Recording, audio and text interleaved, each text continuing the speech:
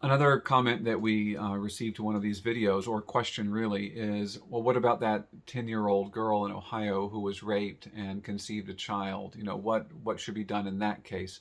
And I really am hesitant to comment on the particulars of a specific person's situation, because I don't know the girl, I don't know her family, I don't know the realities that she's facing.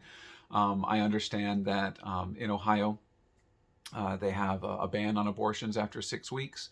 From the news reports, it seems like she was just past that 6 week period in her pregnancy. I do understand also that in Ohio they allow exceptions in the case where the life of the mother is in danger. So I don't know about the medical considerations with this young girl, but the people who are involved in handling her case, the adults responsible decided that she needed to go out of state. Um, my opinion on that, it's a tragic situation. Rape is a horrible crime. It's an abuse. It's an offense against human dignity, and it's a grave sin. And rape of a child is just doubly so. So my heart goes out to this poor little girl. She should never be in a situation like that. I hope no child is in a situation like that, but this is the situation that she finds herself in, and she needs love, and she needs care, and she needs compassion. But the reality is that once she became pregnant, you now are not dealing with one child, but you're dealing with two children, and both of the children have the same right to love and care and compassion. And so, the right way to deal with that situation would be to respect both of the people there, right? The mother, who is a child in this case, and then the child that she's conceived. Now, I can speak in more general terms about what happens when a child conceives a child, because that's what's happened here. Well, use the same principles that I've articulated in some of these other videos.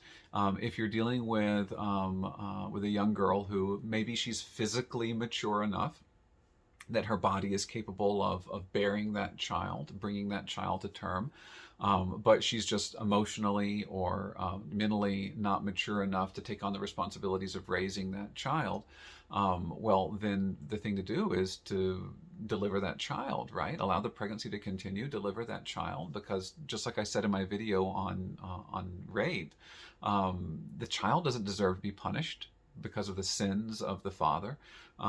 That child has no less right to life because of the circumstances of his or her conception.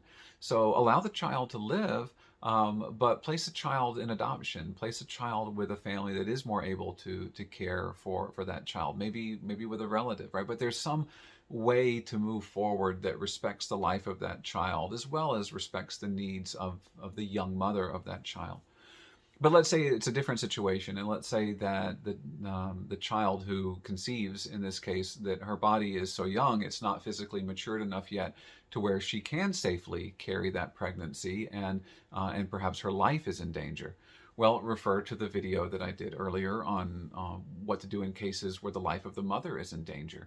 If the mother dies as a result of the pregnancy, the child is going to die right along with her, because the child can't continue without the mother. So, you don't want to lose both lives here. So any respectable doctor would save the life that you can. Now, in the course of saving the mother's life, if the child dies, that's regrettable and that's sad. And again, like I said before, that child deserves to be mourned. But you never want to intentionally do something that directly kills that child, right? But that's different than recognizing the fact that this child is going to die in the process of the life-saving treatment that we're giving to the mother. And in fact, there's a principle of moral philosophy that comes into play here called double effect, that recognizes that sometimes when we do one thing that may itself be a good thing, an evil consequence that we don't want is going to come about. And is it morally appropriate for us to move forward? In fact, I'll talk about that in the next video, and that'll probably be the last one of this series.